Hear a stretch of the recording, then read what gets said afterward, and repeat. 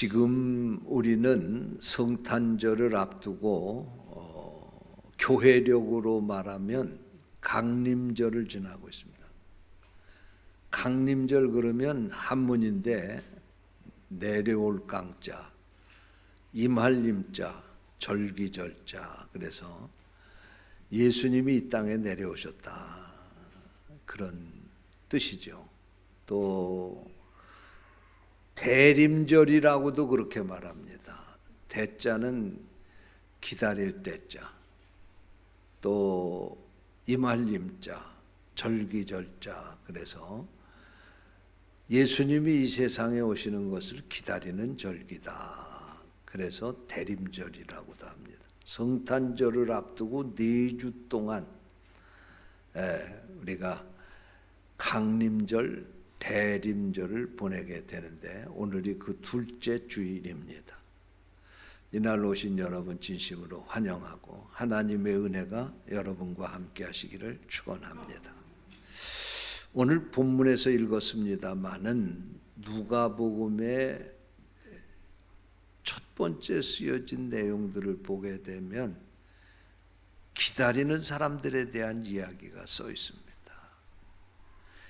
세례 요한의 아버지인 사가랴와 엘리사벳의 이야기, 또 그리고 예수님의 어머니인 마리아와 육신의 아버지인 요셉의 이야기, 그리고 구약 성경을 통해서 하나님이 이 땅에 메시아를 보내시겠다고 예언을 하셨는데 그 예언의 말씀을 믿고 내가 죽기 전에 그 메시아를 볼 수 있게 해달라고 기도하며 기다렸던 시므온과 안나의 이야기, 이런 이야기들이 기록되어 있습니다. 그러니까 다시 말씀을 드리면 이들이 기다린 것은 곧 메시아를 기다린 것입니다. 그러면 메시아를 왜 기다렸을까요? 메시아를 기다린 이유가 있지 않겠습니까? 저는 오늘 이 시간에 본문 말씀을 가지고 메시아를 기다리는 이유, 이러한 제목으로 말씀을 전하려고 합니다. 성령께서 이 말씀을 듣는 우리를 깨우쳐 주시기를 원합니다. 첫째로 메시아를 기다리는 이유는 한번 따라서 하시죠. 하나님의 위로 때문입니다. 그렇습니다. 오늘 본문 말씀에 보니까 예루살렘에 시몬이라 하는 사람이 있으니 이 사람은 의롭고 경건하여 이스라엘의 위로를 기다리는 자라, 그렇게 말씀을 하고 있습니다. 이 시므온이 메시아를 기다리는데 그 이유가 뭐냐? 이스라엘을 그분이 와서 위로해 주실 것이기 때문에 그 위로를 기다리며 이 메시아가 오기를 기다렸다는 것입니다. 물론 시므온도 하나님의 위로를 받고 싶었겠지요. 그런데 역사적인 배경을 보게 되면 시므온이 살던 이때에 이스라엘은 유대 나라 아닙니까? 유대 나라는 로마 제국의 지배를 받고 그 로마 제국의 수탈을 당하면서 살았습니다. 당시에 그 나라의 왕이었던 헤롯은 무자비한 독재를 하면서 이스라엘 백성들을 괴롭혔습니다. 정치적으로 뿐만 아니라 종교적으로도 그 당시에 이 유대 나라의 종교 지도자들이 다 타락을 했어요. 그래서 우리가 복음서를 보게 되면 예수님이 예루살렘 성전에 가서 2번이나 성전을 들러엎고 정화를 시키지 않으셨습니까? 장사꾼들 내쫓으시고요. 그 당시에 종교 지도자들이 이렇게 타락해 있었던 거예요. 뿐만 아니라 신앙생활을 잘한다고 하는 사람들을 보면 율법을 지킨다고 그러면서도 그 율법을 형식적으로만 지켰어요. 그래서 예수님은 그들을 책망하면서 외식하는 자들이라고, 속과 겉이 다른 자들이라고 그들을 책망하시지 않았습니까? 여러분, 나라가 희망이 없을 때에 교회가 살아있으면, 백성이 절망 중에 있을 때에 종교 지도자들이 정말 바르게 서 있었다고 하면 그래도 소망이 있는 거 아니겠어요? 근데 지금 이 유대 나라의 상태는 모든 것에 희망이 보이지 않은 바로 그런 절망적인 상태였습니다. 그랬기에 이 시므온은 어서 속히 하나님이 약속하신 그 메시아가 이 세상에 오셔서 이 땅에 절망을 물리치고 희망을 주시고 이 땅에 이 어려운 많은 사람들에게 정말 신바람 나는 삶을 살 수 있도록 해달라고 이 하나님의 위로를 기다리며 메시아를 기다리게 되었다는 말씀입니다. 사랑하는 성도 여러분, 2000년 전의 이 이야기가 저는 오늘날에 적용해도 사실 2000년 전이나 오늘날과 별로 다를 것이 없지 않은 세상에서 오늘 우리들이 살고 있지 않는가 그런 생각을 해봅니다. 여러분, 2000년 전에 그 유대 땅에 살던 그 백성들의 고통, 그래서 그들이 이 문제는 메시아가 오지 않으면 해결할 수 없는 그런 상황 가운데 처해 있는 그들의 이 울부짖음은 오늘 이 시대에 이 땅에서 살아가는 우리 백성들, 특별히 이 시대를 걱정하고 기도하는 우리 성도들의 울부짖음이 아닌가 그런 생각을 해봅니다. 우리나라는 지금 정치, 경제, 사회적으로 아무리 생각해봐도 희망이 없어요. 이 사회 현상을 보게 되면 나라가 얼마 가지 않아서 공중분해될 것 같아요. 나라가 망할 것 같아요. 그런데다가 젊은 사람들 결혼해도 자식을 낳지 않으니까요. 이렇게 그냥 시간만 지나가면 대한민국은 남의 나라가 되고 말 겁니다.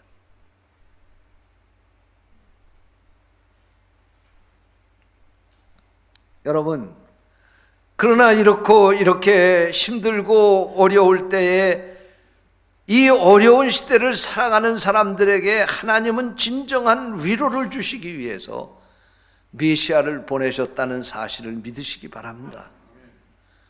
그러므로 믿음 안에 사는 사람들은 고통을 당하게 될 때 세상을 보는 것이 아니라 하늘을 봐야 합니다. 사람들을 쳐다보지 말고 하나님을 바라봐야 합니다. 감당하기 어려운 시련을 만났지만 하나님을 바라보면 희망이 있기 때문에 그렇습니다.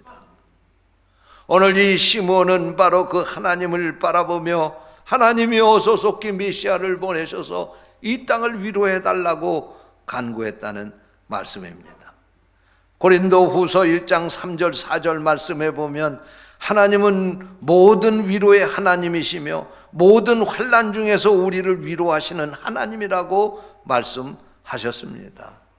여러분, 우리가 아무리 힘들고 어려운 삶을 산다 할지라도 하나님의 사랑과 위로가 있으면 우리는 얼마든지 희망을 가지고 다시 일어서게 될 줄로 믿습니다.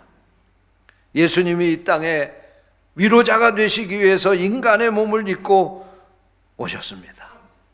인간의 몸을 입고 이 땅에 오셨을 뿐만 아니라 그분은 이 세상에 사는 동안 가장 낮고 천한 자들의 그 세계에 들어가셔서 그들과 함께 이웃되어서 사셨습니다.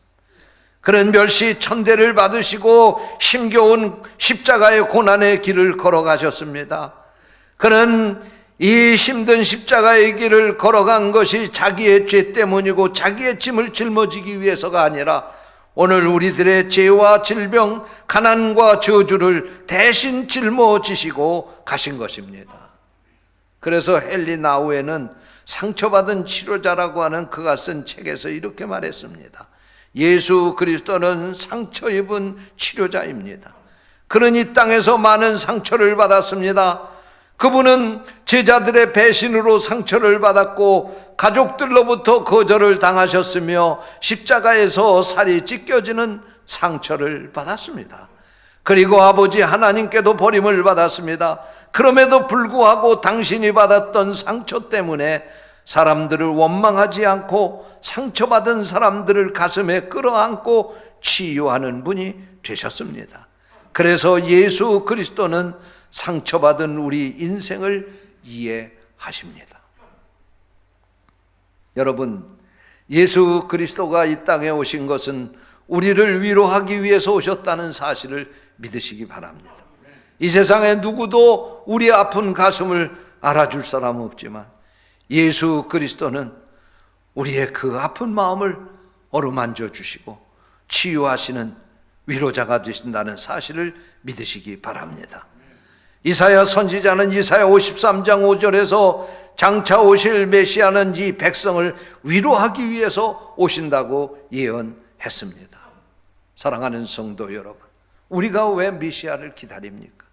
그는 우리의 사정을 너무나도 잘 아시기 때문에 우리를 충분히 위로해 주시기 때문입니다. 우리가 왜 우는지, 우리가 왜 가슴 아파하는지, 우리가 왜 잠을 못 이루는지, 우리가 왜 근심 걱정하는지 주님은 너무나도 잘 아시기 때문에 우리를 위로해 주실 수 있는 것입니다. 이번 이 성탄절이 우리를 위로하시는 주님을 만나는 성탄절이 되시기를 주님의 이름으로 축원합니다. 둘째로, 우리가 메시아를 기다리는 이유는 따라서 하시기 바랍니다. 하나님의 평화 때문입니다. 그렇습니다. 이사야 선지자는 메시아를 예언하면서 이사야 53장 5절에서 그가 찔림은 우리의 허물 때문이요 그가 상함은 우리의 죄악 때문이라. 그가 징계를 받음으로 우리는 평화를 누리고 그가 채찍에 맞음으로 우리는 나음을 받았도다 라고 말씀하고 있습니다. 또한 그 예언을 했던 메시아 예수님이 이 세상에 탄생을 하시자 누가복음 2장 14절에 보니까 천사들이 찬양을 했습니다. 지극히 높은 곳에서는 하나님께 영광이요 땅에서는 하나님이 기뻐하신 사람들 중에 평화로다. 무슨 말씀입니까? 예수 그리스도는 이 땅에 평화를 주시기 위해서 오셨다는 말씀입니다. 예수님은 하나님의 평화를 가지고 이 세상을 평화롭게 하기 위해서 오셨다는 말씀입니다. 세계사를 보게 되면 우리 인류의 역사 가운데 전쟁의 피비린내 나는 역사들이 참 많습니다. 가까운 근대사를 보더라도 그렇습니다. 세계 제1차 대전에서 전쟁을 해가지고 1천만 명이 죽었습니다. 세계 제2차 대전에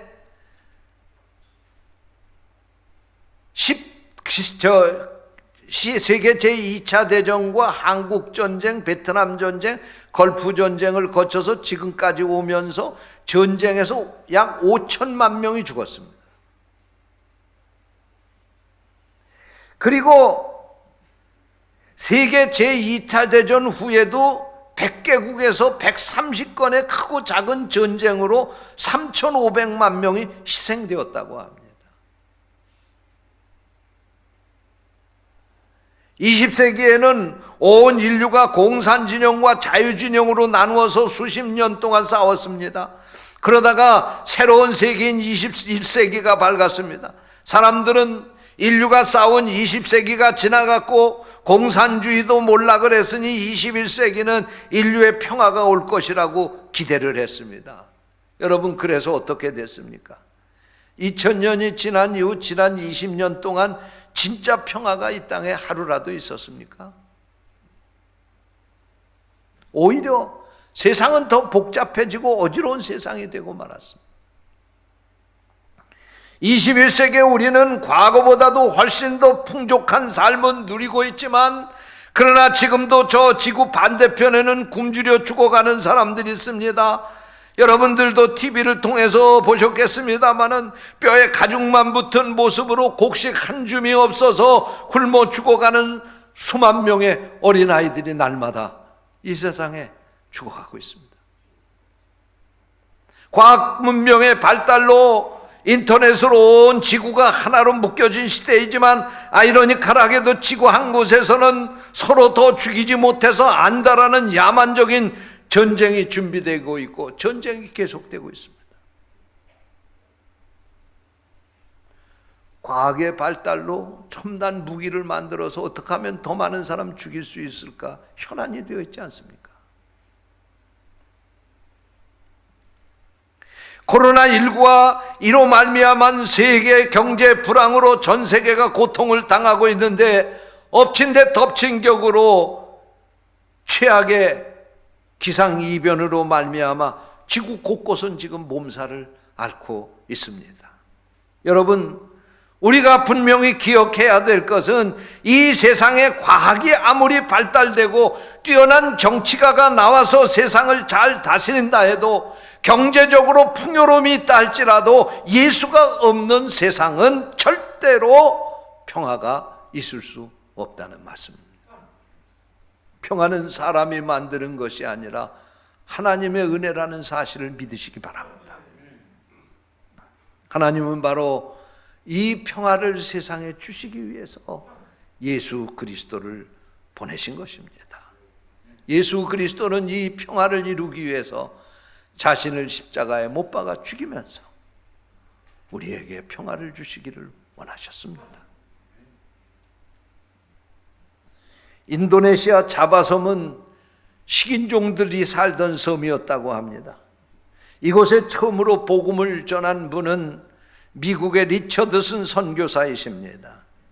리처드슨 선교사님이 이곳에 복음을 전하러 선교사로 들어갔을 때에 자바섬에 사는 원주민들은 사람을 잡아먹었다고 합니다.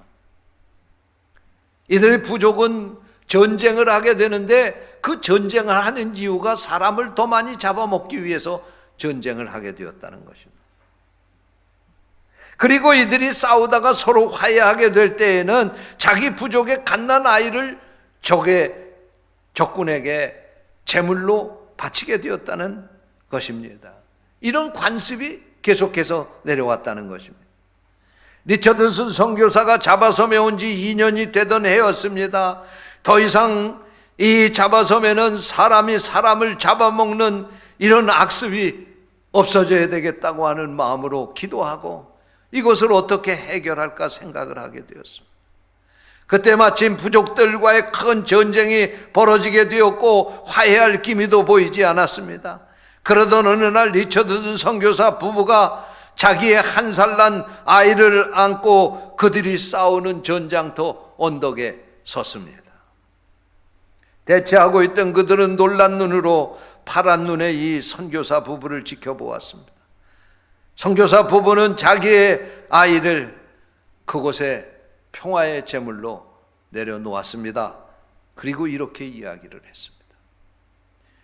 제 아이를 평화의 제물로 바칩니다. 이제 사람이 사람을 잡아먹는 악습과 서로를 중화하는 부질없는 싸움을 중단하십시오. 이 일로 인해서 자바섬의 식인종 부족들은 복음을 받아들이게 되었고 사람을 잡아먹는 악습이 완전히 그 섬에서 사라지게 되었다는 것입니다. 그렇습니다. 주님이 죽어서 우리에게 평화를 주셨습니다. 여러분, 이번 이 성탄절은 이 온 세상에 평화를 선포하는 성탄절이 될 수 있기를 주님의 이름으로 축원합니다. 지금도 핵무기를 만들어서 세계를 위협하는 저 평양에도 그리스도의 복음이 전해져서 그들의 잘못된 생각이 지워지고 예수 그리스도를 믿고 그리스도가 주는 평화가 그 땅에도 임하기를 주님의 이름으로 축원합니다. 셋째로, 메시아가 오셔야 됨을 기다리는 이유가 있습니다. 따라서 하시기 바랍니다. 재림하시는 주님 때문입니다. 그렇습니다. 요한계시록 22장 20절 말씀에 보면 주님께서 세상을 떠나시면서 내가 속히 너희에게로 오리라고 말씀하셨습니다. 그렇습니다. 2000년 전에 초림하셨던 예수님은 다시 오시겠다고 우리에게 분명히 약속하셨습니다. 앞에서도 말씀을 드렸습니다마는 시므온이 구약에서 약속한 처음 오실 메시아를 기다리는 것처럼 오늘 우리들은 다시 오실 주님을 기다리며 사는 것입니다. 우리는 주님의 재림을 기다리고 있습니다.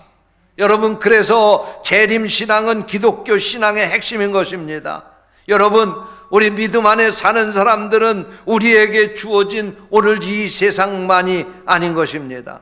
성경은 분명히 이 세상보다도 더 좋은 영원한 내세를 우리에게 약속하고 있습니다. 그것이 바로 천국과 지옥인 것입니다. 사람들은 없다고 부인한다 할지라도 천국과 지옥은 반드시 있는 것입니다. 왜냐하면 이것이 하나님의 약속이기 때문에 그렇습니다. 주님을 믿고 믿음 안에 사는 사람들에게는 천국이 내세로 주어지게 될 것이고, 믿지 않고 죄 가운데 살아가는 사람들은 지옥이 그들의 내세에 주어지게 될 것입니다. 여러분, 그러므로 오늘 우리는 예수님이 오는 것을 기다리고 있는 것입니다. 예수님이 오면 문제 많고 죄 많고 고통이 많은, 아픔과 슬픔이 많은 이 세상에서 더 이상 살지 않고 주님과 함께 영원한 천국에서 살 수 있기 때문에 그렇습니다. 그래서 우리는 주님을 기다리는 것입니다. 사랑하는 성도 여러분, 초림하시는 예수님을 간절히 기다렸던 이 시므온처럼 오늘 우리는 재림하시는 예수님을 더 간절한 마음으로 사모하고 기다려야 하겠습니다. 요한복음 14장 3절에 보면 가서 너희를 위하여 처소를 예비하면 내가 다시 와서 너희를 내게로 영접하여 나 있는 곳에 너희도 있게 하시겠다고 약속하셨습니다. 주님은 우리가 있을 것을 예비하고 곧 오실 것입니다. 그러므로 우리는 이 세상에서의 삶을 다 청산하고 이제 오신 주님과 영원한 저 천국에 들어갈 소망을 가지고 지금도 살아가고 있는 것입니다. 시간이 더디다고 해서 이 희망이 더 옅어지지 않게 되시기를 주님의 이름으로 축원합니다. 그리스의 시인인 호모가 쓴 오디세이라고 하는 서정시가 있습니다.